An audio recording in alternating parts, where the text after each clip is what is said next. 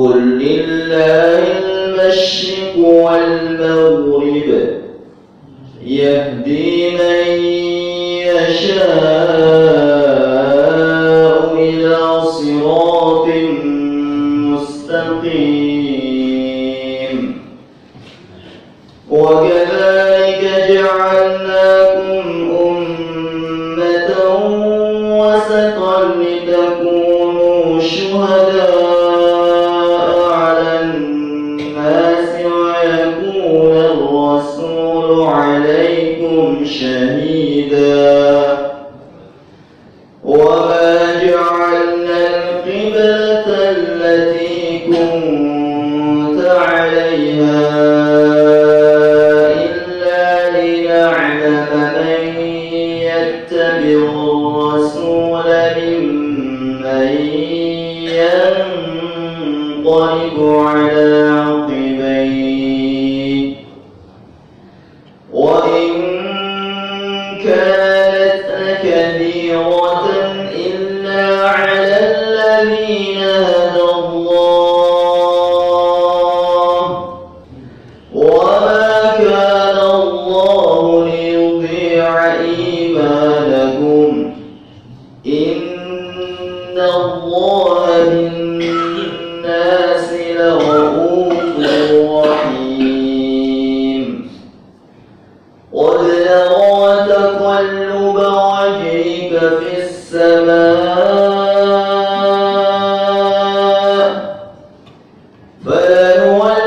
فلنولينك قبلة ترضاها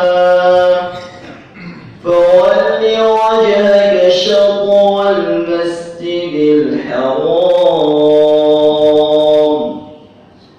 وحيث ما كنتم فولوا وجوهكم شطره وإن الذين أوتوا الكتاب ليعلمون أنه الحق من ربهم وما الله بغافل عما يعملون ولئن أتيت الذين أوتوا الكتاب بكل آية ما تبعوا قبلتك وما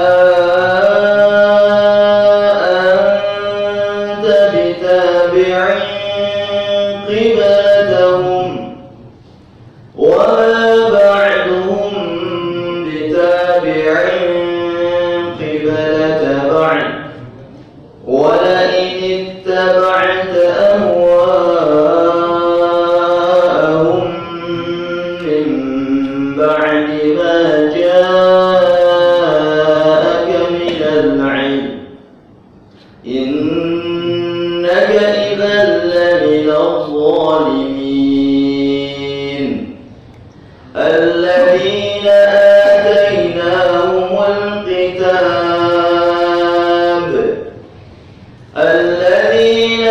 آتيناهم الكتاب يعرفونه كما يعرفون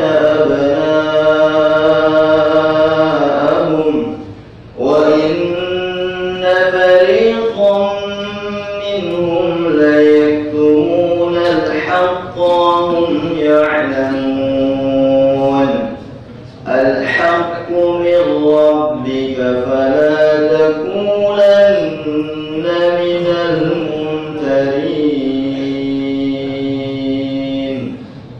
اللهم احفظنا بالكلام. السلام عليكم ورحمة الله وبركاته. Jazakallah khairan katsiran kepada Ustaz Ahyarul Badri yang telah membacakan kalam ilahi. Semoga yang membaca yang mendengarkan memberikan rahmat dari Allah Subhanahu wa taala. Amin ya rabbal alamin. Berikutnya adalah acara inti tausiah yang akan disampaikan oleh Ustaz Lutfi Firdaus Munawar LCMA. Sebelum tausiah kami akan membacakan biodata beliau.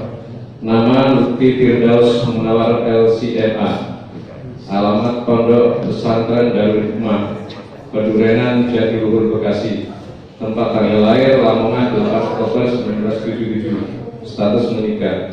Pendidikan S1 Syariah Libya Jakarta, 2 Diploma Tinggi bidang metode pengajaran bahasa Arab penutur asing di King Saud University Riyadh KSA, S2 bidang fikih dan usul fikih di King Saud University Riyadh KSA, S3 bidang fikih dan usul fikih King Saud University Riyadh KSA, profesi dosen. Baik Bapak Ibu sekalian, mohon bisa merapat. Ini mulai berdatangan jemaah dari masjid ya, semuanya. Kita siapkan diri kita untuk mendengarkan tausiah yang akan disampaikan oleh Ustadz Lutfi Firdaus Munawan LCMA dengan tema upaya mewujudkan umat pertengahan. Kepada Ustadz Lutfi Firdaus dipersilakan. Bismillahirrahmanirrahim. Assalamualaikum warahmatullahi wabarakatuh. Waalaikumsalam. Alhamdulillah wa kafa, wassalatu wassalamu ala Rasulillah Mustafa wa ala alihi wa ashabihi wa mawalahu wa ba'd. Faqala Allah Ta'ala: "Wa ma kana al-mu'minuna liyanfiru kaffah فلولا نفر من كل فرقة منهم طائفة ليتفقهوا في الدين ولينذروا قومهم إذا رجعوا إليهم لعلهم يحذرون." Yang saya hormati para ustaz, para ulama, pengurus Masjid Al-Amin, ketua pengajian subuh keliling Ustaz Thayyib, hadirin dan hadirat, ada hadirat yang dirahmati oleh Allah Subhanahu wa taala. Alhamdulillah, pagi hari ini kita diberikan nikmat oleh Allah Subhanahu wa taala untuk hadir di dalam masjid dalam rangka kita menjalankan kewajiban Islam, kewajiban untuk sholat subuh, dan kita lakukan dengan cara yang terbaik, yaitu berjamaah. Kemudian kita lanjutkan acara silaturahim, dan di sela-sela silaturahim kita juga disuguhi agenda kebaikan yang itu merupakan juga bagian daripada kewajiban kita umat Islam untuk selalu menambah pemahaman, wawasan, dan ilmu kita tentang agama kita. Mudah-mudahan melalui wasilah ini Allah Subhanahu wa taala memberikan kebaikan-kebaikan kepada kita, kepada masjid kita, komplek kita, dan juga masyarakat kita semuanya. Karena Rasulullah mengatakan, "May yuridillahu bihil khairan yufaqihu fiddin." Barang siapa dikehendaki oleh Allah kebaikan, maka Allah akan jadikan dia mudah untuk menjadi pembelajar, mau belajar dan mau menjadi orang yang paham tentang agamanya. Kita semuanya mudah-mudahan termasuk itu. Jamaah sekalian, tema yang diamanahkan untuk kita sampaikan pada kesempatan pagi hari ini tentang upaya mewujudkan umat yang pertengahan. Tema ini kita pandang penting untuk kita sampaikan karena beberapa hal. Di antaranya adalah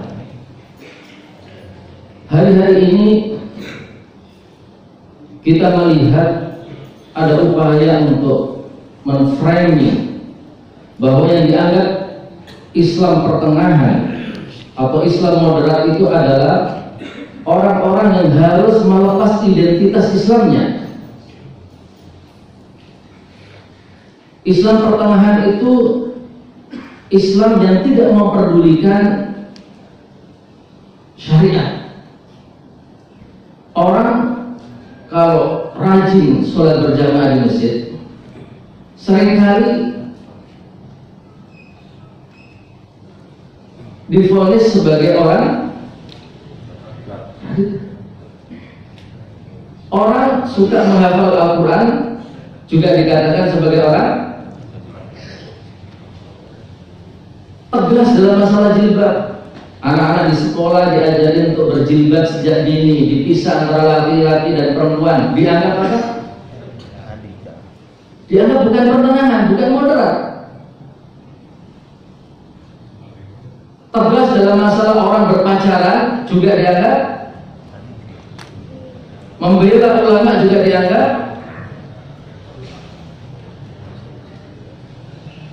Jadi seolah-olah Islam moderat itu adalah Islam yang tidak memberikan syariat, Islam yang cuek, masa bodoh dengan orang melanggar syariat. Padahal jangan dirahmati oleh Allah Subhanahu wa Ta'ala, Islam pertengahan atau Islam moderat itu adalah Islam yang aslinya itu, Islam yang benar itu. Semakin orang itu memegang teguh syariat Islam, maka dia semakin pertengahan, semakin moderat. Dan ketika dia tidak memegang teguh itu, maka disitulah keluar dari kemoderatan atau dari pertengahan itu. Ketika Allah mengatakan wa kadzalika ja'alnakum ummatan wasata, dan seperti itulah kami jadikan kalian umat yang pertengahan. Jadi umat Islam itu sudah umat pertengahan. Makanya kalau terkadang ada judul mewujudkan umat pertengahan, ini sedikit perlu dikoreksi. Karena dari soalnya umat Islam kalau benar itu sudah pertengahan. Mungkin dirubah mengembalikan umat ini dari tidak ke tengah menjadi kembali menjadi ke tengah yang semestinya. Karena umat Islam itu kalau dia benar dalam menjalankan syariat Islam, dia di tengah. Jadi ke tengah itu bukan suka-sukaan kita, bukan kita buat-buat, tapi memang Islam itu sudah ke tengah. Kalau Dr. Yusuf Al-Qaradawi berbicara tentang al-wasatiyah, itu menyebut ada beberapa karakter, sifat yang harus dimiliki oleh umat ini agar benar-benar wasatiyah. Itu 15. Mau disebutkan 15 semua atau sebagian aja, Pak? Baik, kita rangkum saja, mungkin hanya 5, 6 atau 7 ya. Sebagian yang lain ada irisan-irisan dengan yang lainnya. Jadi beliau ketika membahas tentang khasa'is syariah Islamiyah, ketika sampai bab al-wasatiyah, kemudian dirangkum oleh beberapa ulama yang lain tentang pemikiran beliau dalam kitab-kitab yang lainnya juga, itu ada 15 ciri untuk menjadikan umat ini benar-benar umat yang pertengahan. Yang pertama adalah, yang dimaksud dengan umat pertengahan itu adalah, yang dimaksud dengan umat al-wasatiyah itu adalah al-wasatiyah baina al-ukhrawiyah wa dunyawiyah, pertengahan antara urusan akhirat dan urusan dunia. Jadi Islam itu bukan agama kerahiban, bukan agama yang hanya menuntut kita fokus saja dalam masalah ukhrawi, masalah akhirat. Tidak menuntut kita untuk hanya beribadah saja di dalam hidup. Tapi Islam menuntut kita juga untuk tidak melupakan bagian kita dari dunia kita. Maka di dalam Al-Quran Allah mengatakan wabtaghi fima ataqallahu daral akhirah, apa lagi? Wala tansa nasibaka minad dunya. Dan carilah dalam karunia yang Allah berikan kepada kalian itu kehidupan akhirat. Wala tansa, tapi jangan lupakan bagian kalian dari dunia. Islam tidak menghendaki dari kita kalau sholat terus gak ada istirahatnya, atau puasa terus gak ada bukannya, atau ibadah terus, dakwah terus, berjuang terus, gak perlu menikahi wanita, gak ada. Islam tidak menghendaki seperti itu. Makanya pernah ada sebagian para sahabat Rasulullah SAW datang kepada istri-istri Nabi bertanya tentang ibadahnya Nabi. Nabi ini kan dijamin masuk surga, dosanya juga dijamin diampuni, bukan hanya yang lalu, yang akan datang itu juga diampuni oleh Allah Subhanahu wa Ta'ala. Masya Allah, yang akan datang diampuni. Coba Pak, kalau Bapak yang akan datang dijamin diampuni, tak gimana Bapak? Bapak tetap ngaji ya? Hah? Mungkin Bapak udah laya-laya saja di rumah. Bagaimana ibadahnya Nabi Muhammad SAW? Maka dijawab oleh istri Nabi, ketika melihat atau mengetahui ibadahnya Nabi itu, mereka taqalluha, menganggap itu sedikit kok sedikit, padahal Nabi itu Nabi, dijamin masuk surga, dosa-dosanya dijamin diampuni yang lalu maupun yang akan datang. Maka mereka bertekad untuk beribadah total, melebihi dari itu. Sehingga satu dari mereka mengatakan, mulai hari ini aku akan qiyamul lail dan tidak tidur. Ini qiyamul lail semalam suntuk gak ada tidurnya. Persepsi mereka itu adalah baik. Persepsi mereka bahwa itu akan dibenarkan oleh Nabi Muhammad SAW. Yang kedua, asum wala uftir, aku akan puasa dan tidak berbuka. Jadi puasa gak pakai buka, disambung dengan puasa berikutnya, nggak pakai buka. Mereka juga menganggap itu, ini pasti akan dipuji oleh Nabi Muhammad SAW. Yang ketiga, bertekad untuk wala atazawwajun nisa, aku tidak akan menikahi wanita. Ibadah terus, berjuang terus, berjihad terus, nggak ada nikahnya. Tapi apa kata Nabi Muhammad SAW? Ini la akhsyakum lillah wa atqakum. Aku ini orang yang paling takut dan paling bertakwa kepada Allah. Tapi meskipun demikian, aku mulai wa anam, aku yang mulai tapi juga ada tidurnya. Asum wa uftir, aku berpuasa tapi juga aku berbuka. Wa tazawwaju nisa, dan aku juga menikahi wanita.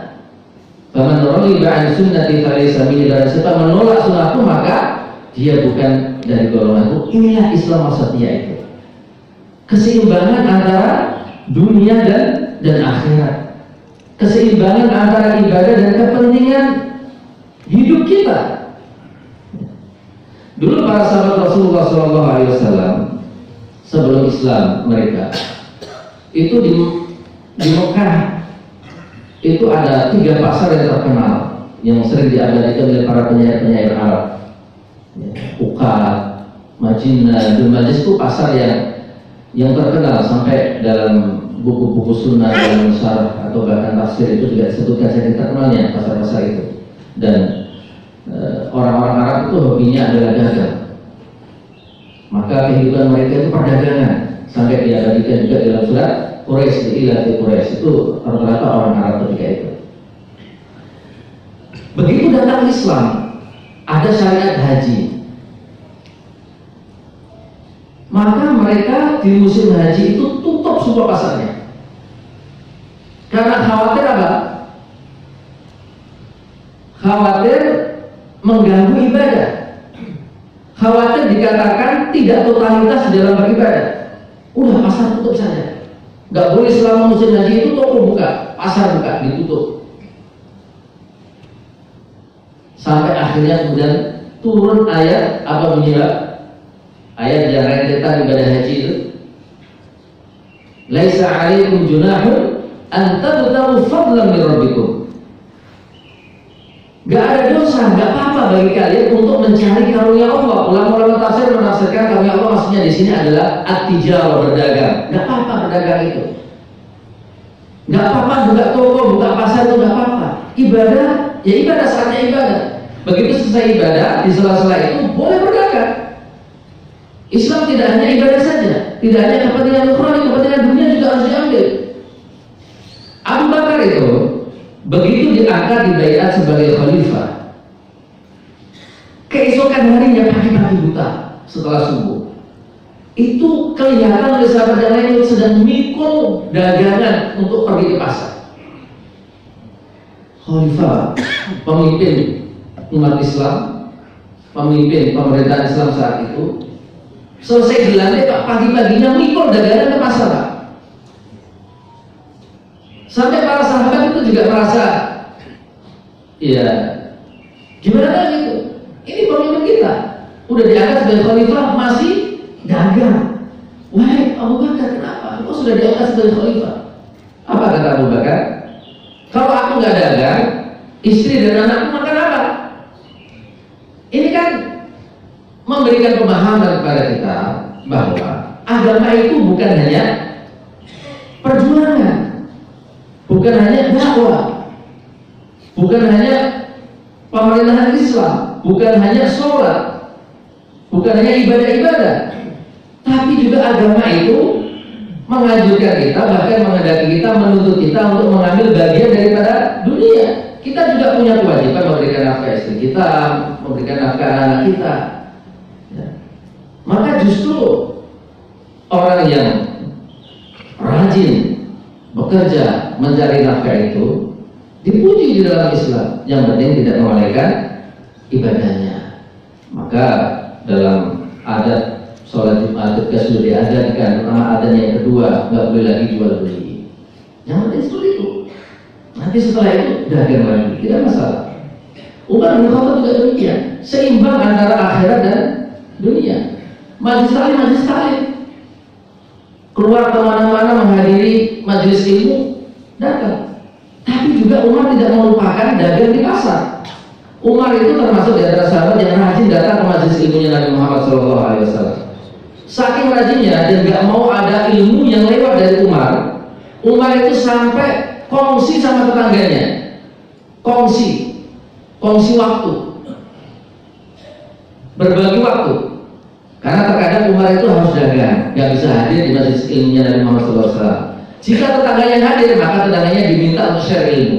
Dan sebaliknya, kalau Umar datang, tetangganya gak datang, Umar yang share ilmunya. Jadi tidak ada luput dari ilmu yang disampaikan oleh Muhammad SAW. Meskipun Umar sibuk di pasar juga, tapi dia membagi waktu, juga membagi kesempatan dengan tetangganya. Sampai-sampai Umar itu saking merasa bahwa gak ada ilmu yang luput darinya itu,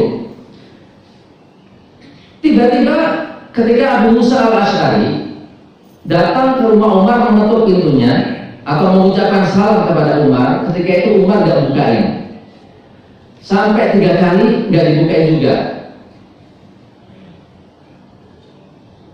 Karena Umar ada urusan di dalam. Lalu Abu Musa pergi. Setelah pergi, Umar bertanya kepada sahabat, mana yang tadi salam? Sudah pergi. Panggil dia. Setelah datang, ditanya oleh Umar, kenapa kamu pergi? Kenapa nggak nunggu sampai aku keluar? Seperti itu sunnah dari Rasulullah SAW. Seperti itu yang diajarkan oleh Rasulullah SAW. Nah, Umar nggak percaya. Karena Umar merasa tidak ada ilmu yang disampaikan oleh Rasulullah di majelis kecuali dia tahu. Kok ini ada ilmu yang dia nggak tahu? Sampai Umar itu meminta saksi, harus ada yang bersaksi bahwa benar Rasulullah mengajarkan seperti itu. Maka Abu Musa al-Asy'ari cari saksinya. Di antara yang bersaksi adalah Abu Sa'id al-Khudri yang juga banyak meriwayatkan hadis. Dan dia mengatakan benar bahwa Rasulullah SAW mengajarkan seperti itu. Menunjukkan betapa Umar itu seimbang antara kebutuhan ukhrawiyah dan juga kebutuhan dunia. Yang kedua, jemaah dirahmati Allah Subhanahu wa taala, al-wasatiyah baina tasyaddud wa tahawun. Pertengahan antara tasyaddud ekstrim dan at-tahawun, meremehkan atau melalaikan. Pertengahan antara itu, tidak terlalu mempersulit diri, tapi juga tidak meremehkan. Ambil yang mudah saja. Pertengahan itu yang mudah, yang al-yasir, yang mudah. Rasulullah SAW dalam hadis dikatakan, ma khuyir Rasulullah SAW baina amrayni illa akhadha aisarahuma. Ini ajaran Islam yang benar.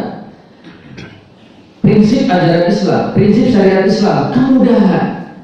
Rasulullah itu ketika dihadapkan pada 2 pilihan, pasti selalu milih yang lebih mudah. Setiap kali Rasulullah SAW dihadapkan pada 2 pilihan, beliau selalu memperhatikan umatnya, memilih yang mudah untuk umatnya. Wa ma ja'ala 'alaikum fid dini min haraj. Karena itu karakter Islam, karakter syariat Islam. Allah tidak menjadikan dalam kita beragama sesuatu yang sulit. Mudah di dalam agama. Jangan mempersulit. Mudahlah. Kalau memang ada peluang untuk ambil yang mudah, ambil. Maka dalam situasi normal, ambil yang azaim, yang aslinya, meskipun sulit harus diambil. Tapi dalam situasi yang tidak mudah, darurat, maka ambil rukhsah-rukhsahnya. Makanya dikatakan dalam hadis itu Rasulullah SAW itu cinta kalau rukhsah-rukhsahnya itu diambil. Jangan sampai kita ingin seolah-olah ingin mengambil pilihan yang paling baik, paling ideal, tapi kemudian ketika kita tidak mampu, justru kita tinggalkan itu. Dulu Rasulullah SAW dalam perjalanan jihad bersama para sahabatnya, sebagian diajar itu kan ada di saat puasa. Pernah Rasulullah SAW itu menginstruksikan kepada kaum muslimin untuk segera berbuka. Karena apa? Karena jihad itu butuh at-taqawi, kekuatan. Jangan sampai lemah gara-gara berpuasa. Apalagi perjalanan itu rukhsah bagi orang untuk tidak berpuasa. Sebagian sahabat ketika itu ada yang tetap berpuasa dengan alasan ingin mengambil yang terbaik, ingin mengambil yang berat dan itu yang terbaik bagi mereka. Tapi orang-orang yang tidak mengambil rukhsah itu, yang tetap berpuasa itu tiba-tiba kepayahan, sampai-sampai dikerumuni para sahabat dan dipayungi karena kelelahan. Maka apa kata Rasulullah SAW? Ulaikal usah, mereka itu apa Pak usah itu terjemahnya? Mereka itu bermaksiat. Pak, mereka orang berpuasa dikatakan bermaksiat. Betapa pentingnya orang terus pertengahan, sampai orang melakukan ketaatan pun kalau jika tidak tengah bisa dianggap maksiat.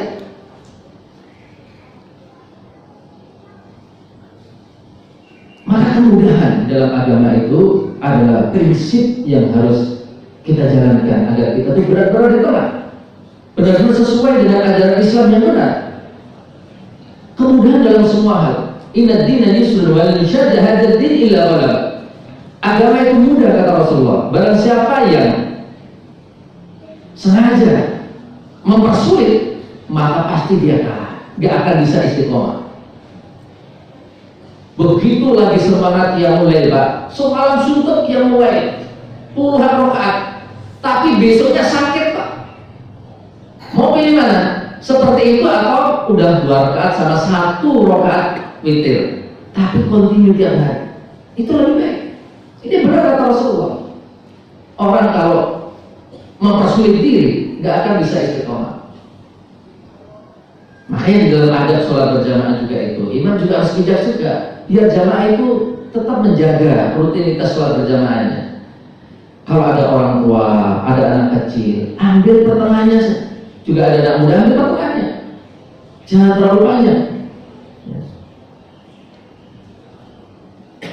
Mu'ad bin Jabal pernah suatu ketika sholat isya di kompleknya. Sekarang kita bilang komplek. Beliau habis sholat bersama Nabi, tapi begitu pulang ke kompleknya melihat masyarakat belum sholat, maka beliau sedekah untuk jadi imam sholat isya lagi. Itu yang dibaca oleh Mu'ad bin Jabal surat Al-Baqarah. Pak, surat Al-Baqarah panjang apa ya? Al-Baqarah. Begitu sholat dan beliau membaca Al-Baqarah, sebagian sahabat saat itu sampai mufaraqah. Mufaraqah itu melepas diri dari jamaah, melanjutin sendiri. Sebagian tetap bersabar tapi berutuh. Begitu selesai sholat, lapor kepada Rasulullah, ya Rasulullah, Mu'ad sholat mengimami kami dengan membaca Al-Baqarah. Apa kata Rasulullah? Mu'ad dipuji apa disalahkan? Bahkan bahasa Rasulullah, afatanun anta ya Mu'ad. Wahai Mu'ad, emang kamu ingin membuat fitnah? Kamu buat masalah, wahai Mu'ad. Kalau sholat di belakang ada orang tua dan anak kecil, yang sedang saja. Kalau sholat isya ukurannya sabihis atau wasyamsi wa duhaha, jangan lebih dari itu. Itu bagaimana Rasulullah SAW mengajak kita untuk pertengahan. Juga ada dalam hadis itu Rasulullah SAW ketika jadi imam, ada jamaah yang ketika membawa anaknya, itu anaknya nangis. Nah, ini situasi yang berat biasanya bagi jamaah ketika membawa anaknya nangis. Mau negur anaknya biar diam, nggak sah sholatnya. Tapi mau terusin sholat, nggak enak juga. Dan juga khawatir nanti setelah sholat pasti akan dikritik oleh jamaahnya lain gara-gara anaknya. Ini berat orang tua yang ketika dalam kondisi seperti itu. Maka Rasulullah paham ketika sholat. Kata Rasulullah, aku ketika sholat, aku niat ingin memanjangkan bacaan. Tiba-tiba aku dengar di belakang anak nangis, maka aku pendekkan. Kalau niatnya baca surat Al-Imran, begitu dengar anak nangis, udah berhenti di ayat manapun, jangan terus sampai sholat Jumat misalkan. Biasanya masjid itu nggak muat, banyak jamaah di jalanan. Hujan Pak, atau sudah mendung gelap mau hujan. Ustadznya yang jadi imam baca panjang. Nah, ini tidak pertengahan. Ini tidak pertengahan. Baca yang pendek-pendek saja. Jangan gengsi sholat Jumat baca dulu, jangan gengsi. Baca inna a'tayna juga jangan gengsi. Ini kondisi menuntut kita untuk melakukan itu. Ini yang terbaik. Gimana kalau kondisi seperti itu kemudian turun hujan sementara sholatnya masih panjang Pak? Bahasa kujab jamaah. Ini lama-lama membuat jamaah kapok, nggak mau sholat lagi. Jangan mempersulit dia. Makanya dalam banyak syariat-syariat Islam itu dalam situasi sulit kita mengambil yang rukhsah. Kalau lagi junub, kemudian sakit, atau ya, kalau di musim dingin misalnya, kalau di negara yang ada musim dingin, ya ambil yang rukhsah. Di negara yang ada musim dinginnya Pak, misalkan minus, kemudian lagi junub, mandi pakai air dingin atau tidak dipanaskan dulu, panaskan dulu. Tidak dipanaskan, mandi air dingin, lalu mandi pakai air dingin itu kemudian sakit, maka itu memberatkan. Maka dalam Islam, dalam situasi yang air dingin dan tidak bisa dipanaskan, sementara dia harus mandi dulu, boleh dengan tayamum. Maka Islam itu mudah. Jamaah dirahmati oleh Allah Subhanahu wa taala. Di antara yang disebutkan oleh beliau, ada umat ini umat pertengahan dan kembali kepada pertengahan. Maka di antara prinsip yang harus dipegang adalah al-wasatiyah bainal mithaliyah wal waqi'iyah. Pertengahan antara idealis dan realistis. Ideal baik, tapi dalam situasi yang normal. Tapi ketika situasi tidak mendukung untuk ambil yang ideal, ambil yang realistis. Maka inilah sikap Rasulullah SAW selalu memperhatikan realita. Rasulullah ketika ditegur oleh Aisyah, ketika dituntut untuk segera mengembalikan bentuk Ka'bah kepada bentuk yang semestinya. Jadi Ka'bah kita itu sesungguhnya Ka'bah yang tidak sesuai dengan bentuk di zaman Nabi Ibrahim. Karena itu Aisyah mengatakan kepada Rasulullah, kita harus segera merubah bentuk Ka'bah, mengembalikannya kepada bentuk di zaman Nabi Ibrahim. Kenapa tidak sesuai Pak? Karena ada bagian yang tidak masuk bangunan Ka'bah. Hijr Ismail itu sesungguhnya adalah bagian dari Ka'bah, kan bisa. Hijr Ismail itu bagian dari Ka'bah. Makanya orang itu kalau tawaf masuk keliling Ka'bah, masuk ke dalam Hijr Ismail nggak sah tawafnya, karena bukan keliling Ka'bah tapi di dalam Ka'bah. Itu bagian daripada Ka'bah. Maka mestinya yang ideal adalah mengembalikan bentuk Ka'bah pada bentuk yang aslinya. Dipugar dan disatukan Hijr Ismail itu dalam Ka'bah. Tapi apa kata Rasulullah? Laula hadatsatu qaumiki bil kufri la hadattul Ka'bata wa la banaytuha ala qawaid Ibrahim. Kalau bukan karena kaum wahai Aisyah, orang Arab itu baru masuk Islam, belum siap, aku sudah hancurkan Ka'bah dan aku bangun kembali sesuai dengan bentuk di zaman Nabi Ibrahim.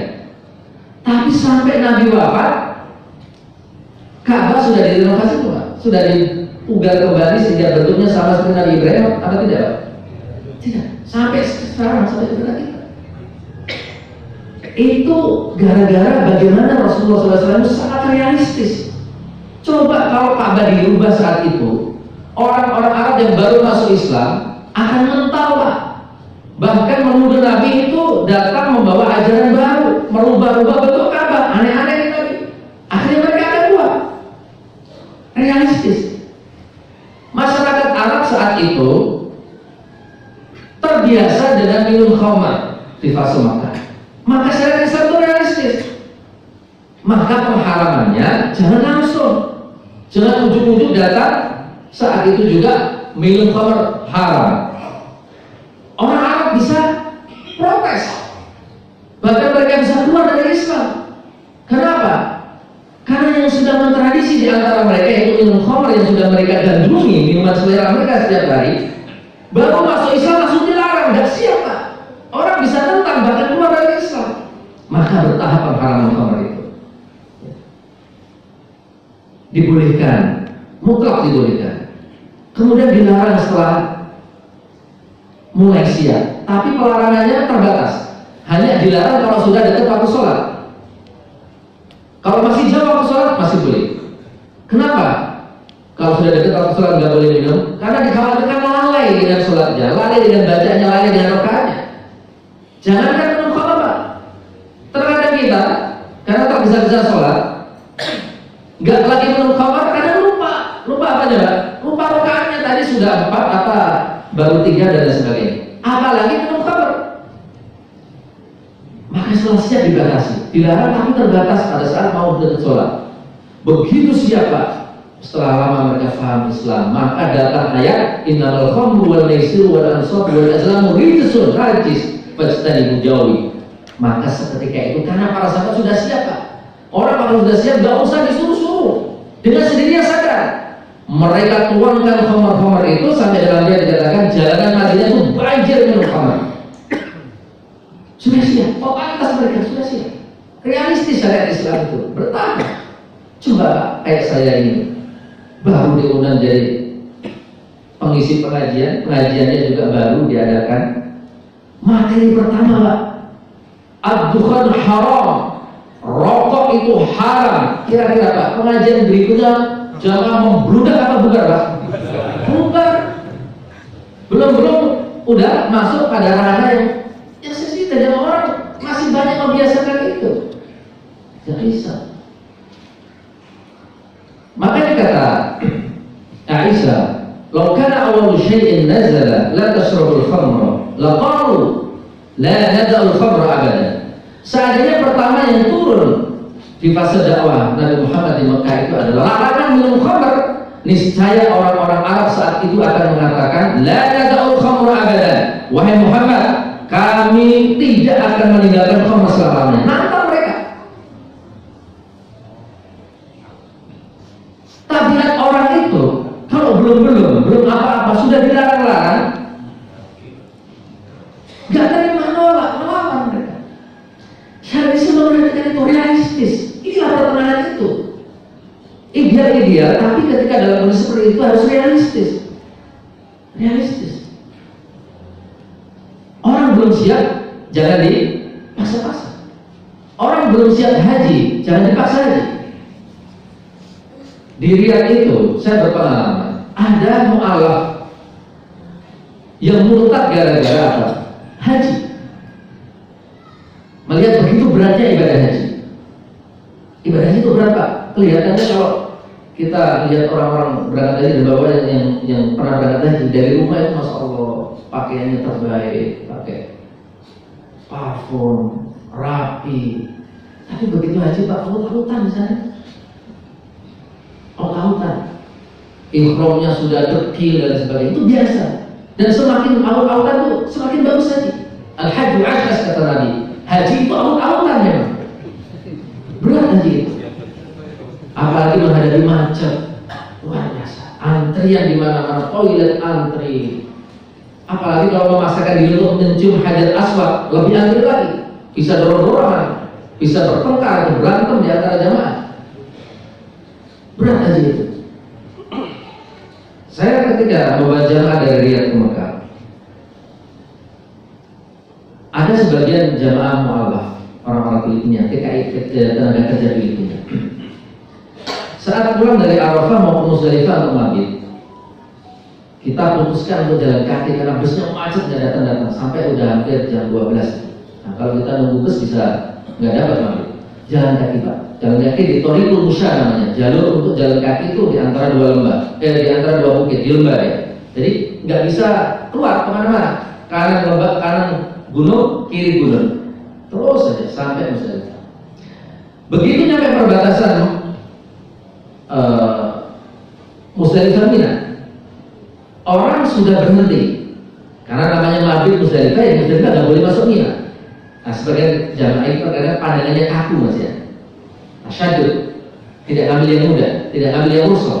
Padahal ulama sudah mengatakan boleh mabit Musdalifah masuk Mina kalau tidak cukup Musdalifahnya. Makanya sekarang itu ada namanya Mina Jadid, Mina baru. Mina baru itu bisa Musdalifah, bisa Mina, sehingga mabit Musdalifah di situ, mabit Mina juga di situ. Meskipun sebagian jamaah kita, terutama terkadang nggak mau terima.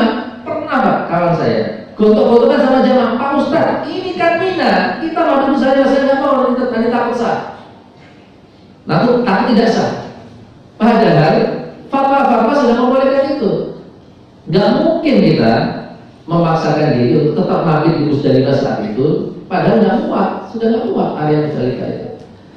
Maka ketika kita sampai di perbatasan, orang sudah berhenti, jadi nggak bisa lewat lagi kita terus, karena sudah di border dengan orang duduk, berdiri, tidur dan sebagainya. Sementara dari arah Arafah, arus manusia itu ratusan ribu, bahkan mungkin jutaan, terus mengalir. Bisa kedempet Pak. Orang Asia itu kecil-kecil, bisa kedempet, keinjek orang-orang besar. Maka akhirnya kita putuskan yang perempuan naik gunung. Kita sampai Bopong Pak. Terpaksa kita sampai megang-megang perempuan karena darurat. Kita Bopong untuk bisa naik gunung. Begitu naik gunung, sebagian jamaah nangis Pak. Pertama perempuan-perempuan yang mu'alaf, kok apa yang kamu ucap dari mereka? Kok begitu susah ya syariat Islam? Haji kok begitu berat ya? Ada saya panggil dari Filipina, ini kapan masuk Islam? Baru beberapa minggu. Baru beberapa minggu dipaksa untuk haji. Dia bercerita, dulu ada yang sampai murtad Pak Ustadz. Kenapa?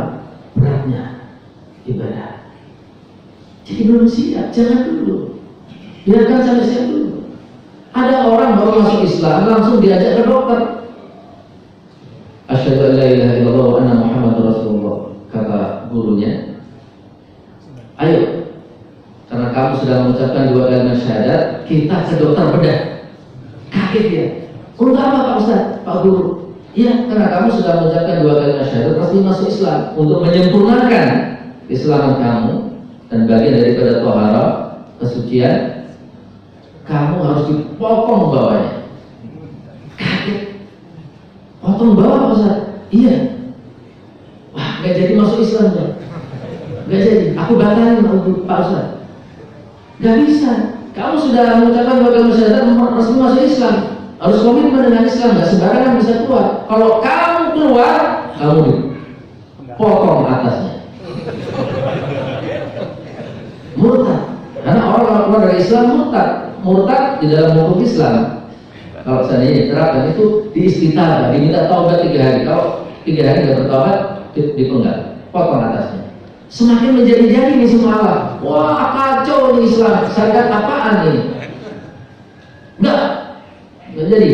Pulang dia ngasih tahu tetangganya, saudaranya, jangan masuk Islam. Islam itu serem. Kalau kalian masuk dipotong bawah, tapi kalau keluar dipotong atas. Inilah yang kemudian mencitrakan Islam jadi negatif. Gara-gara kita tidak pertengahan. Gara-gara kita tidak memegang teguh prinsip pertengahan ini. Gara-gara kita menyimpang. Penyimpangan kita itu bukan hanya berdampak pada kita tidak bisa istiqomah, tapi juga citra Islam dirusak. Maka itulah pertengahan jamaah dirahmati Allah Subhanahu wa taala.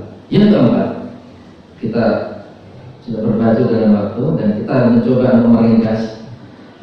Yang dimaksud dengan al-wasatiyah itu adalah at-tasamuh fil furu' was-salabah fil usul. Toleransi dalam furu', tegas dalam usul. Jangan dibalik. Dalam furu' tegasnya minta ampun. Orang kalau nggak sependapat dengan dia, nggak sama dengannya, wah sesat itu.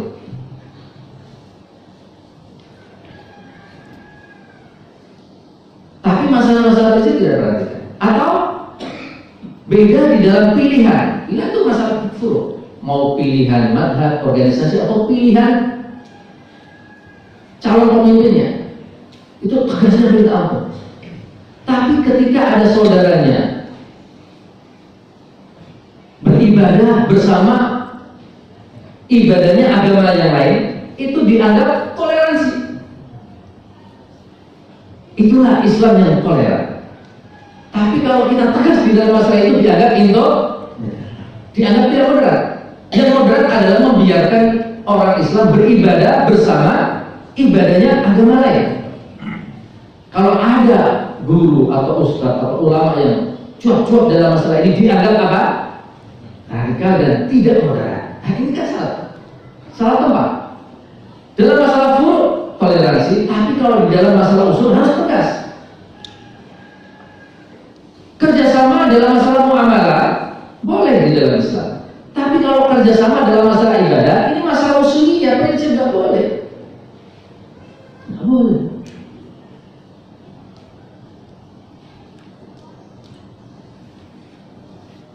Kewajiban jilbab usuliyah, kewajiban menutup aurat usuliyah, ijma itu. Perbedaannya hanya mana yang ditutup aja, mana yang boleh dibuka aja. Sebagian mengatakan yang boleh dibuka adalah telapak tangan dan muka. Sebagian bahkan mengatakan nggak boleh dua-duanya, semua ditutup. Tapi intinya sepakat bahwa aurat harus ditutup. Hanya masalahnya aurat itu definisinya sampai mana, itu yang mungkin khilaf.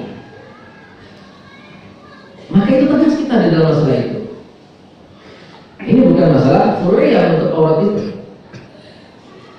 Nah, ini bagian daripada pertengahan yang harus dipegang teguh oleh umat Islam ini agar benar-benar di dalam pertengahan.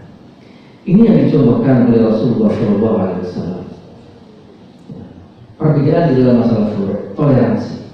Ketika Rasulullah SAW mengutus Sariyah untuk memerangi Bani Quraidah, Rasulullah berpesan, la yusalliyanna ahadukum al-'asra illa fi Bani Quraidah.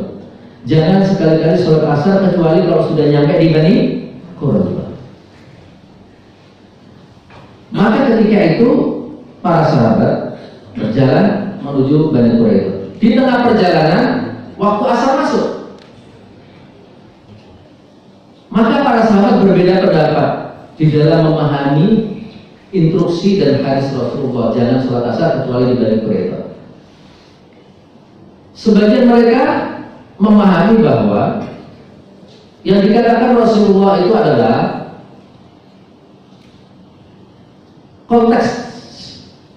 konteksnya yang harus dipahami.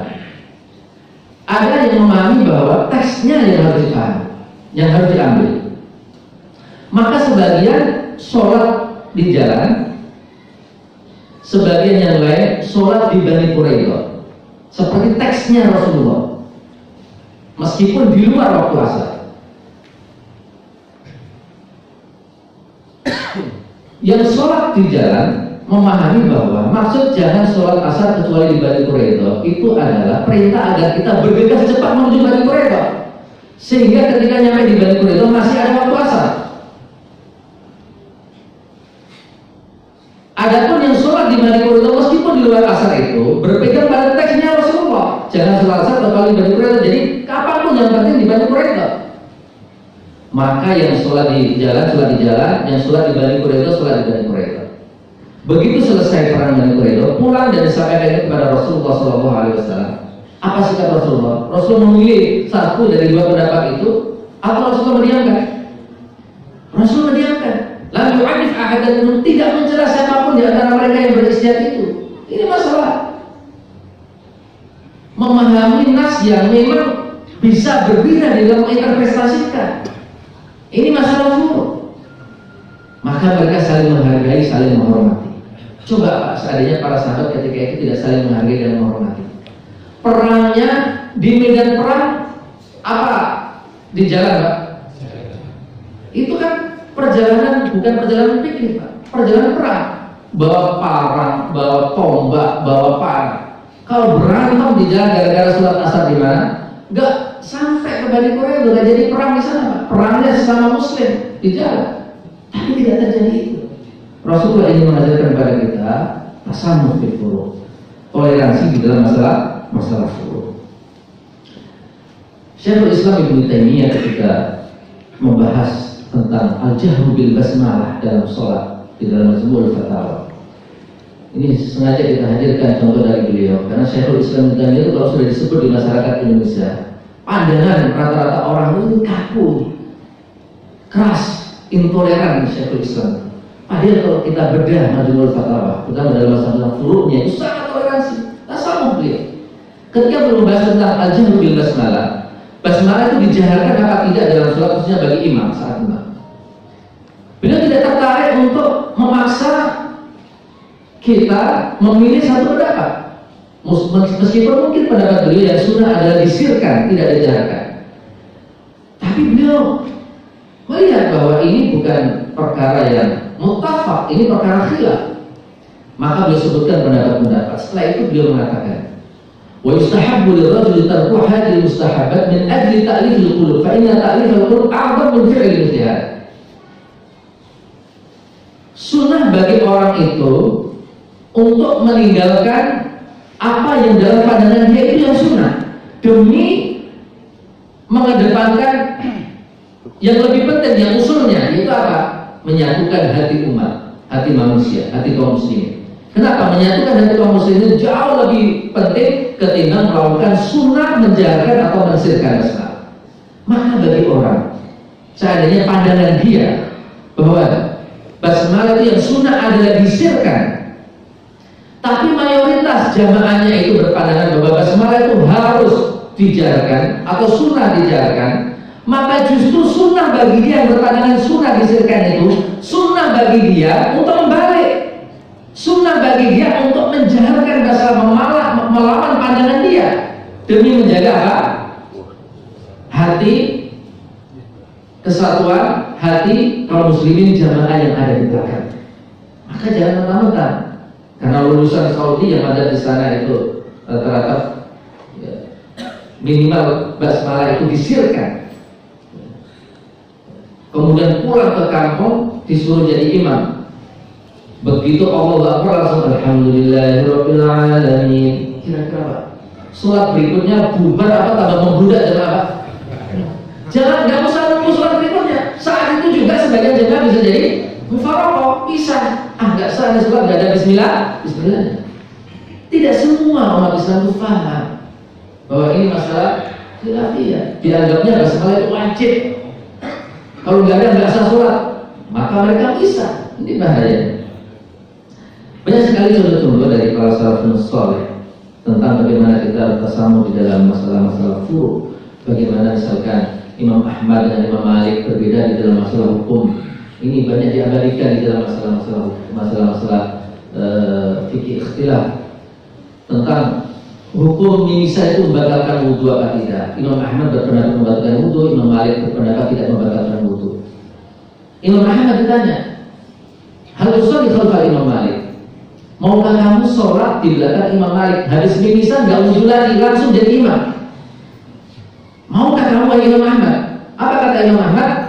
Kaifa la usolli khalfal Imam Malik? Bagaimana mungkin aku tidak sholat di belakang Imam Malik? Masih kan kontradiktif.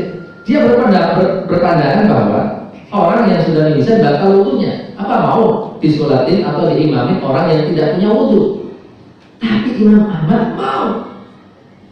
Maka perbedaan pendapat, diskusi-diskusi di dalam masalah hukum mimisan membatalkan wudu apa tidak cukup di buku-buku diskusi ilmiah. Tapi ketika dibutuhkan persatuan, bersatu dalam sholat. Begitu juga Imam Mas'ud dan sahabat Ibnu Mas'ud dan Khalifah Utsman ketika berbeda pendapat tentang sholat di Mina itu 2 rakaat atau 4 rakaat. Ibnu Mas'ud 2 rakaat, Utsman 4 rakaat pendapatnya. Tapi ketika imamnya Utsman 4 rakaat, Ibnu Mas'ud jadi makmumnya berapa rakaat? 4 rakaat juga. Ikut imamnya, butuh persatuan. Dulu Rasulullah SAW ketika menjalankan perang Uhud, itu diingatkan oleh Allah untuk tetap mengajak orang-orang munafik bersatu bersama orang-orang kafir. Waliya'lamal ladzina nafaqu wa qila lahum ta'alu qatilu fi sabilillah al-qaw. Dengan dikatakan kepada mereka orang-orang munafik itu, mari kita bersama-sama berjuang melawan orang-orang kafir dalam perang Uhud. Jadi orang munafik, yang jelasnya munafik, banyak turun ayat menyatakan mereka munafik, tetap diperintahkan Rasulullah dan para sahabat untuk mengajak mereka apa? Perang bersama-sama. Ini memberikan pemahaman kepada kita bahwa jika yang jelas-jelas munafik, banyak ayat turun menyatakan kemunafikan mereka, tetap dianjurkan, diperintahkan untuk bersatu ketika menghadapi kepentingan Islam yang lebih besar, apalagi cuma beda organisasi, beda madhab, beda partai politiknya dan lain sebagainya. Maka lebih harus kita ajak untuk bersatu. Yang kelima, al-wasatiyah bainal aqli wal wahyi. Pertengahan antara akal dan wahyu.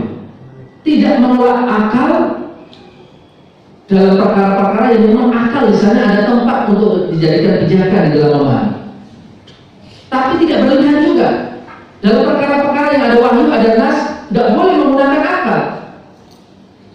Nggak boleh menggunakan apa yang disebut dengan rasionalisasi syariat, yang menjadikan menerima syariat atau tidak itu ukurannya adalah rasionalitas.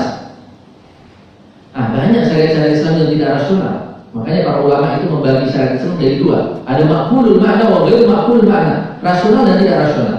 Banyak yang tidak rasional dan ada juga yang rasional.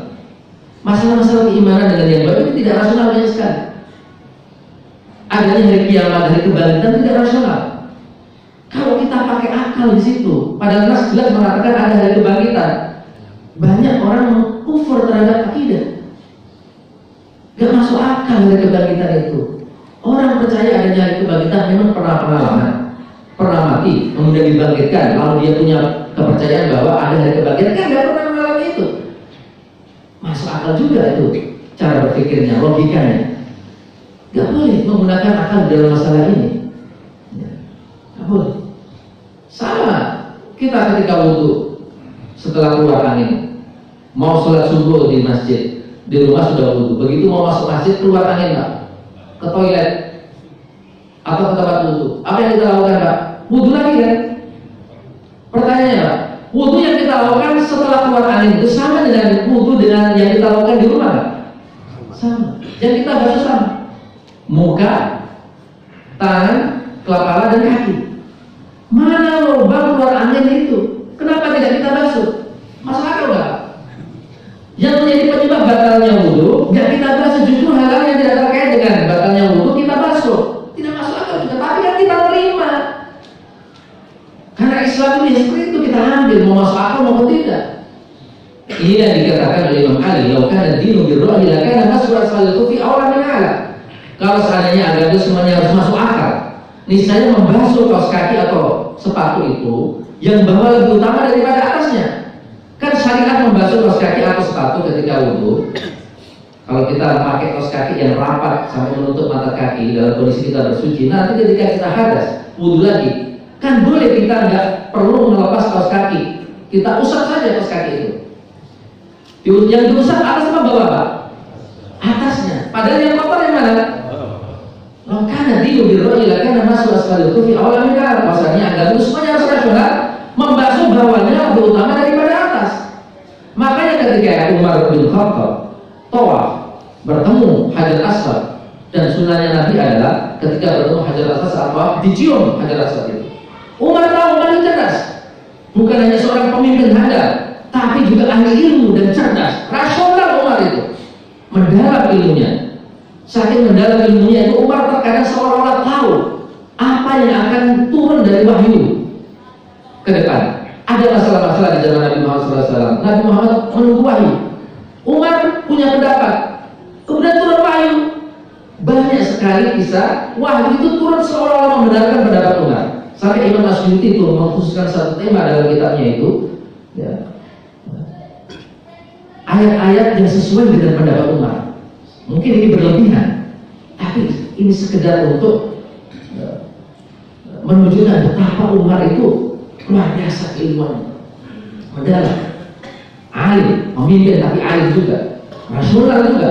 Maka ketika bertemu Hajar Aswad saat tawaf, dia berkata kepada Hajar Aswad, batu hitam itu, "Inilah alamu annaka hajarun la tanfa'u wa la tadur. Walau la anni ra'aitu Rasulullah sallallahu alaihi wasallam qabbalaka ma uqabbiluka." Wahai batu, aku tahu bahwa kamu itu cuma batu, gak bisa bermanfaat dan tidak bisa memberikan motor. Kalau bukan karena aku melihat Rasulullah mencium kamu, aku tidak akan mencium kamu. Yang kita pahami dari kata Umar adalah ini ibadah sunnah yang tidak rasional. Orang kok disuruh cium Hajar Aswad, batu hitam. Apa bedanya mencium batu hitam dengan tembok? Gak ada bedanya. Tapi kenapa yang khusus ini saja yang disunahkan? Gak masuk akal. Tapi karena ini sunnah Rasulullah, ada contoh dari Rasulullah, dia lakukan itu. Dia lakukan itu. Maka menempatkan akal pada tempatnya, dalam posisi yang akal tidak punya. Ya. Peluang untuk digunakan sebagai sumber hukum tidak boleh. Terutama dalam masalah yang sudah ada nasnya, ada wahyunya, maka tidak boleh menggunakan akal. Akal itu hanya boleh dalam masalah-masalah yang tidak ada wahyu, tidak ada nasnya. Atau ada nasnya tapi masih dunia, tidak qiyah. Yang keenam dan yang terakhir. Yang terakhir ya, tawassut di dalam menggunakan maqasidus syariah. Ini penting juga beliau sampaikan, karena banyak orang terlalu berlebihan menggunakan maqasidus syariah atau menolak menggunakan maqasidus syariah sehingga tidak fleksibel dalam mempraktikkan syariat atau mengamalkan syariat itu. Ada orang yang berlebihan menggunakan maqasidus syariah sampai semuanya itu patokannya maqasid. Sampai ada nas-nas yang sudah jelas menunjukkan satu hukum ditolak gara-gara tidak sesuai dengan maqasid. Atau membatalkan sebuah syariat karena apa? Karena maqasidnya menghendaki saat itu dibatalkan. Contoh misalnya, di antara maqasid sholat adalah as-sholat inna sholat tanha 'anil fahsya'i wal munkar. Sesungguhnya sholat itu mencegah perbuatan keji dan munkar. Ada orang Pak, sudah bisa mencegah dirinya dari perbuatan dosa dan maksiat. Masih wajib sholat nggak? Kan maksudnya sholat itu sampai orang bisa mencegah dari perbuatan keji dan munkar. Ketika orang sudah bisa mencegah diri dari perbuatan keji dan munkar, masih wajib sholat nggak? Masih wajib sholat. Tapi ada sebagian orang tentang mereka belajar falsafah gitu, filsafat, nggak sholat lagi. Aku sudah bisa menghindari masih nggak perlu lagi sholat. Ada juga sebagian orang menolak syariat jilbab karena maksud jilbab itu apa? Maksud jilbab adalah kepantasan. Berpenampilan yang kepantasan, berkepantasan, dan masing-masing kelompok, masing-masing bangsa, masing-masing masa punya kepantasan yang berbeda dengan masa yang lain, berbeda dengan tempat yang lain. Kepantasan pakaian saat ini berbeda dengan kepantasan pakaian zaman dulu. Kepantasan pakaian saat ini berbeda dengan kepantasan zaman yang akan datang. Zaman Islam awal-awal orang-orang Arab kepantasannya saat itu adalah menutup aurat, berjilbab, menutup mata kaki dan lain sebagainya, menutup kaki juga, laki-laki juga demikian menutup auratnya. Nah, sekarang kepantasan tidak seperti itu. Kepantasan sekarang itu yang penting apa? Menurut mayoritas masyarakat dibanding pantas berpakaian sebagai orang yang berpakaian, yaitu berarti tidak wajib jilbab itu. Jilbab itu mengikuti kepantasannya, mengikuti maksudnya yaitu kepantasan, berpakaian dengan kepantasan. Ini kan kacau lah. Berlebihan dalam menggunakan maqasidus syariah, akhirnya membatalkan syariat. Juga tidak menolak banyak perkara yang kita harus pegang maqasidus syariah, terutama dalam masalah-masalah yang tidak ada dalil spesifiknya. Itu pembukaan Quran itu adalah bagian daripada maqasidus syariah, memegang maqasidus syariah. Di antaranya adalah hifdzuddin, menjaga agama. Coba Pak, kalau Al-Quran tidak dibukukan di zaman Abu Bakar, belum tentu sampai kepada kita. Wallahu para hufaz yang dijadikan andalan untuk menjaga Quran banyak berguguran. Sementara Quran baru hanya ditulis di pelapa-pelapa kurma, kain-kain sobekan, berserakan, tidak utuh. Bisa ada yang hilang. Andalan yang paling utama saat itu adalah dada-dada para hufaz. sementara para hafid banyak yang berguguran. Kalau hanya dihafalkan di daerah para hafid banyak berguguran, hilang juga Quran. Akhirnya Umar usul kepada Abu Bakar, di sini keilmuan Umar itu terlihat. Usul kepada Abu Bakar untuk segera dibukukan Quran. Saat itu Abu Bakar menolak apa menerima? Menolaknya tegas apa biasa-biasa saja, santai. Tegas. Karena ini adalah pelanggaran, gak ada nasnya, gak ada dalilnya, gak ada tuntunan, gak ada satupun dalam Quran maupun Sunnah perintah bukanlah Quran, gak ada. Takut Abu Bakar ini pelanggaran berat. Abu Bakar gak mau bertanggung jawab terhadap pelanggaran yang berat ini, maka dia menolak dengan tegas. Tapi setelah diskusi secara ilmiah bahwa ini bukan perkara bid'ah, bukan perkara muhdatsah, bukan perkara baru yang diadakan dan tercela di dalam agama, tapi ini justru harus diambil maslahah mursalah, kemaslahatan yang memang tidak ada dalilnya tapi terus diambil untuk menjaga agama, hifdzuddin, bagian daripada maqasidus syariat. Maka akhirnya Abu Bakar mau menerima pembukaan Quran dan dia instruksikan kepada Zaid bin Sabit untuk memimpin pembukaan Quran. Zaid bin Sabit ketika menerima instruksi dari kepala negara Abu Bakar, menerima apa menolak? Menolak dan tegas juga. Yang menginstruksikan itu presiden negara Islam saat itu. Coba Pak sekarang Pak, ada ulama, ustaz, dikasih instruksi presiden Pak untuk melakukan sesuatu, langsung dilakukan nggak Pak meskipun bertentangan dengan Islam? Dilakukan. Jangankan yang ada instruksinya, nggak ada instruksinya pun terkadang dilakukan untuk menjadi mudah. Mudah-mudahan nggak ada yang seperti itu. Ini Zaid bin Sabit diinstruksikan oleh presiden negara Islam ketika itu menolak gara-gara takut bertentangan dengan Islam, gak ada tuntunannya. Tapi setelah dia ada diskusi akhirnya syarahullah sudurahum, Allah melapangkan dada mereka semua, akhirnya dibukukan Quran kita. Maka Quran dibukukan dan sampai sekarang kepada kita. Kalau tidak karena menjaga atau mengamalkan maqasid syariat, nah nyampe kepada kita. Belum tentu nyampe kepada kita. Itu contoh bahwa maqasid syariat juga harus diambil agar kita bisa menjaga kepentingan Islam, tapi juga jangan berlebihan dalam mengambilnya. Semuanya maqasid syariat sampai bertentangan dengan nas-nas yang sudah jelas, nas-nas yang sifatnya qat'i, ya, dengan alasan maqasid syariat ini juga tidak dibenarkan. Itu saja yang dirahmati Allah, 6 dari 15 yang mudah-mudahan bisa mewakili dari semuanya itu, karena sebagian ada irisan dan sudah kita gabungkan, bermanfaat dari saya dan kita semuanya. Mudah-mudahan aku berkata wassalamualaikum warahmatullahi wabarakatuh. Waalaikumsalam warahmatullahi wabarakatuh. Dari khairan kabar kepada Ustaz Lutfi Firdaus LCMA atas materi yang disampaikan, semoga menambah wawasan kita semua. Baik, acara selanjutnya adalah sambutan-sambutan. Yang pertama, sambutan Ketua DKM Al-Amin kepada Bapak Agus Sofyan, silakan.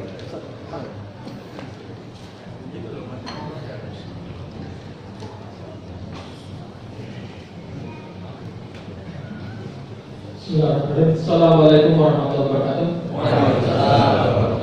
Alhamdulillah, nahmaduhu wa nasta'inuhu wa nastaghfiruh wa na'udzu billahi min shururi anfusina wa min sayyiati a'malina, may yahdihillahu fala mudilla lahu wa may yudlil fala hadiya lahu. Asyhadu an la ilaha illallah wahdahu la syarika lahu wa asyhadu anna Muhammadan abduhu wa rasuluh la nabiyya ba'da. Bapak-bapak yang kami hormati, yang terhormat Bapak Kades, ada? Yang kami hormati penasihat atau pembina Masjid Al-Amin, Pak Jafar, Pak Aris, lalu Bapak Ketua RW 32 barangkali hadir di tengah kita, dan juga yang kami hormati Ketua BKM Bapak Ustadz Thayyib, alhamdulillah hadir di tengah kita, dan juga kepada para jemaah sekalian yang kami hormati. Alhamdulillah, marilah kita pada pagi hari ini kita panjatkan puji syukur kita kepada Allah Subhanahu wa taala yang mana telah memberikan begitu banyak kenikmatan kepada kita sekalian.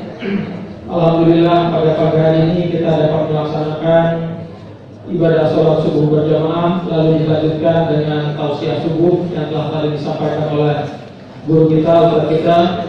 Mudah-mudahan apa yang disampaikan oleh Ustaz kita dapat bermanfaat buat kita sekalian, dan tentunya mudah-mudahan kita selalu menjadi umat yang selalu bersyukur kepada Allah Subhanahu wa taala. Kata Allah, la in syakartum la azidannakum wa la in kafartum inna azabi lasyadid. Barang siapa kita selalu bersyukur kepada Allah, maka kita ditambah nikmat-nikmatnya, dan barang siapa yang kufur terhadap nikmat Allah, maka Allah akan azab kita dengan azab yang sangat pedih. Salawat serta salam semoga tercurah pada junjungan kita Nabi besar Muhammad SAW beserta para sahabat, keluarga dan pengikutnya, dan tentunya kita berharap pada Rasulullah SAW semoga kita menjadi umat yang selalu setia menjalankan sunnah dan ajarannya, dan kelak Allah kita mendapat syafaatnya di yaumil akhir nantinya. Bapak, Ibu, Bapak-bapak yang kami hormati, pada pagi hari ini kami DKM Masjid Al-Amin diberi kehormatan yang sangat luar biasa oleh DKM se-Bojong Kulur. Pada pagi hari ini kita menjadi tuan rumah kegiatan subuh keliling, dan tentunya dengan tujuan baik kita ini untuk menjaga silaturahim antara jamaah se-Bojong Kulur ini bisa terlaksana terus. Alhamdulillah pada pagi hari ini juga jamaah cukup banyak, dan tentunya kami selaku panitia penyelenggara juga dapat menjalankan ini dengan sebaik-baiknya. Lalu yang kedua juga kami ucapkan terima kasih kepada Ustaz Lutfi yang telah memberikan tausiahnya pada pagi hari ini. Mudah-mudahan apa yang disampaikan oleh Ustaz, kita termasuk umat-umat yang selalu menjadi umat yang pertengahan, yaitu umat yang selalu menjadi penengah antara urusan dunia dan juga urusan akhirat. Dan mungkin yang terakhir kami akan sampaikan juga bahwa pada pagi hari setelah kita bertausiah, kita juga ada hidangan pagi atau sarapan pagi kita telah siapkan, dan kami selaku panitia juga mohon maaf apabila di dalam kami memberikan hidangan ini ada kekurangan atau ada keterbatasan yang bisa kami berikan. Itu saja yang kami bisa sampaikan kepada para jamaah sekalian. Sekali lagi kami ucapkan terima kasih atas perhatiannya dan juga kepercayaan dan amanahnya kepada kami selaku DKM Al-Amin untuk menjadi tuan rumah. Mudah-mudahan apabila ada kekurangan dan juga ada yang perlu pembahasan lebih lanjut, kami tentunya mohon maaf kepada bapak-bapak sekalian. Terima kasih. Assalamualaikum warahmatullahi wabarakatuh. Terima kasih kepada Pak Adli atas sambutannya. Sambutan berikutnya dari Ketua BKN kepada Ustaz Ahmad Taufik. Silakan.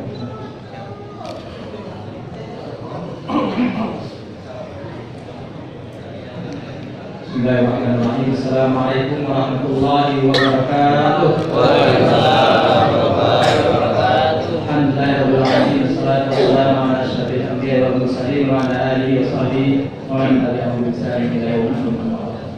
Yang sama-sama kita muliakan Ustaz Dr. Lutfi Ketua Sunawat SMA yang telah menyampaikan materi yang masyaallah luar biasa, dari ilmu yang sangat bermanfaat buat kita, bagaimana mencari umat Rasulullah, umat yang pertengahan, bagaimana kita bisa mengaplikasikan apa yang beliau sampaikan yang sangat bermanfaat bagi hari ini. Yang sama-sama kita hormati Bapak Kepala Desa, Bapak Firman Diansyah, saya doakan mudah-mudahan Allah memberi kemudahan beliau dalam segala urusannya, Allah beri kesehatan dan selalu dalam rahmat Allah Subhanahu wa taala. Yang sama-sama kita hormati Ketua Dewan Pembina Masjid Al-Amin, Ustaz Jafar. Alhamdulillah beliau adalah kamu dan senantiasa walafiat. Yang sama-sama kita hormati Ketua DKM Masjid Al-Amin, Ustaz Adi, dan dalam keadaan sehat walafiat, dan Ketua DKM jemaah yang hadir pada hari ini. Alhamdulillah kita bersyukur dalam keadaan sehat walafiat, kita bersyukur dalam rahmat Allah, kita bersyukur dalam ukhuwah Islamiyah, berada dalam jemaah subuh keliling program badan kasih masjid dan musola se-Bojong Kulur ini. Masjid Al-Amin termasuk masjid yang istiqomah menjadi tuan rumah subuh keliling. Saya ingat mungkin zaman Ustaz Jafar jadi ketua DKM beberapa periode, kemudian masuk ke DKM selanjutnya saya sudah lupa. Ada Pak Aris, Pak Dedi, ya, dan siapa lagi? Saya sekarang Pak Awang ya. Pak Awang dulu dia pernah hampir setiap tahun menjadi tuan rumah Subuh Keliling. Alhamdulillah. Saya kemarin buka file, nggak sengaja buka file-file saya di rumah, saya temukan ternyata BKM ini kita mulai tahun 2014. Saya dapat kebalikan tahun berapa? 2015 ya. Jadi kemarin saya buka file saya jadi 2004. Oh 2004, 2015. Jadi saya masih simpan undangan-undangan awal mengundang ketua BKM dulu tahun 2004 ternyata. Jadi boleh dikatakan hampir 18 tahun cukup lama kita bersama-sama, yang mungkin sebagian jemaah ada yang mengikuti dari awal kita berdakwah di Bojongkulur ini, mungkin sebagian masih ada yang sudah bergabung bersama-sama. Mudah-mudahan lewat program Badan Muslim Musola Bojongkulur dan program Subuh Keliling ini, Allah satukan hati-hati kita. Allah jadikan kita umat Islam yang benar-benar bisa di pertengahan, moderat, dan membawa rahmatan lil alamin. Kita yang masing-masing aktif di masjid-masjid kita masing-masing, mari kita jadikan dakwah yang indah di masyarakat kita. Masjid-masjid bikin program-program yang bisa merangkul jemaah-jemaah yang belum ke masjid, bagaimana bisa ke masjid. Program-program yang menarik, pertama yang disampaikan Ustaz tadi, jangan sampai niat baik kita malah menjadi orang jauh ke masjid. Niat orang yang berangkat haji karena belum paham haji malah menjadi keluar dari agama Islam. Niat orang melaksanakan ibadah karena kita tidak bisa mengemas dengan baik malah bisa menjadi orang jauh dari masjid kita. Jadi kami menghimbau kita semuanya, mari kita sama-sama memahami agama ini dengan baik melalui kajian-kajian yang disampaikan oleh guru-guru kita. Mudah-mudahan kita termasuk orang-orang yang umat yang di tengah-tengah, umat yang wasatan, umat yang moderat, yang benar-benar moderat. Karena sekarang Islam moderat ini mulai dipelingkirkan orang, seperti Ustaz sampai tadi, seolah yang moderat itu adalah orang yang tidak menjalankan Islam secara kafah. Justru orang yang masuk Islam secara kafah adalah Islam yang moderat. Bagaimana Rasulullah begitu toleransi sekali dalam menjalankan Islam, sehingga Islam menjadi indah, ramah, rapi, dan lain-lain. Panjang sekalian, alhamdulillah, insya Allah kita akan melaksanakan subuh keliling selanjutnya di Masjid Al-Fat tanggal 26 Juli tahun 2022. Jadi 2 pekan ke depan di Masjid Al-Fat Villa Nusa Indah 3. Mungkin ini dari saya. Terakhir kita berpikir sejenak. Mudah-mudahan Allah tenangkan hati kita, Allah satukan hati kita melalui zikir bersama kita. Subhanallah walhamdulillah wa la ilaha illallah wallahu akbar. Subhanallah walhamdulillah wa la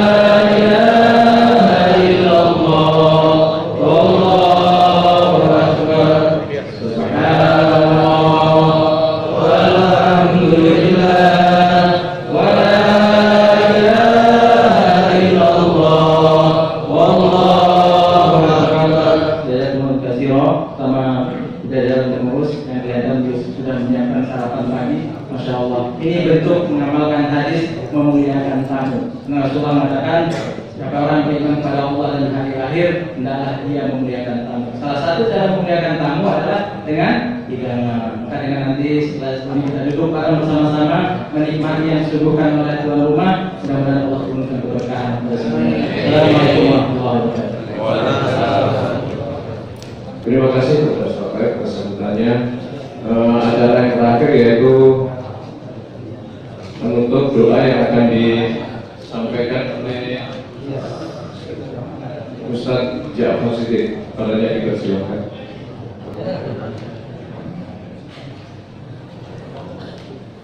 Bismillahirrahmanirrahim. Assalamualaikum warahmatullahi wabarakatuh. Waalaikumsalam. Ala dini wa kulli salih ya Rasulullah sallallahu alaihi wasallam. Al-Fatihah. Alhamdulillah rabbil alamin. Iyyaka na'budu wa iyyaka nasta'in. Shiratal mustaqim. Shiratal ladzina an'amta 'alaihim ghairil maghdubi 'alaihim waladdallin. أعوذ بالله من الشيطان الرجيم. بسم الله الرحمن الرحيم. الحمد حمدا يوافي نعمه ويكافئ مزيده ولك الحمد كما ينبغي لجلال الكريم السلطان. اللهم صل على سيدنا محمد صلاة تنجينا بها من جميع أحوال الآفات وتقضي لنا بها جميع الحاجات وتطهرنا به جميع السيئات وترفعنا بها عندك على الدرجات. اللهم اعنا على ذكرك وشكرك وحسن عبادتك. اللهم اعنا على ذكرك وشكرك وحسن عبادتك. اللهم اغفر لنا ذنوبنا ولوالدينا وارحمهما كما ربنا صغارا ولجميع آبائنا ولأهلنا ولأستاذنا ولجميع المسلمين والمسلمات والمؤمنين والمؤمنات الأحياء منهم والأموات إنك سميع قريب مجيب الدعوات ويا قاضي الحاجات. اللهم ربنا ظلمنا أنفسنا وإن لم تغفر لنا وترحمنا لنكون من الخاسرين. ربنا هب لنا من أزواجنا وذريتنا قرة أعين واجعلنا للمتقين إماما. ربنا آتنا في الدنيا حسنة وفي الآخرة حسنة وقنا عذاب النار. وصلى الله على سيدنا محمد وعلى آله وصحبه أجمعين. سبحان ربك رب العزة عما يصفون وسلام على المرسلين والحمد لله رب العالمين. السلام عليكم ورحمة الله وبركاته. Dengan banyak jaga sebelum kita lalui, kami sebagai MC kurang lebihnya mohon maaf. Kita beri dengan segala kata majelis. Subhanallah wa bihamdihi asyhadu an la ilaha illa anta astaghfiruka wa atubu ilaik. Kita salam-salaman dulu Pak seperti biasa. Sallallahu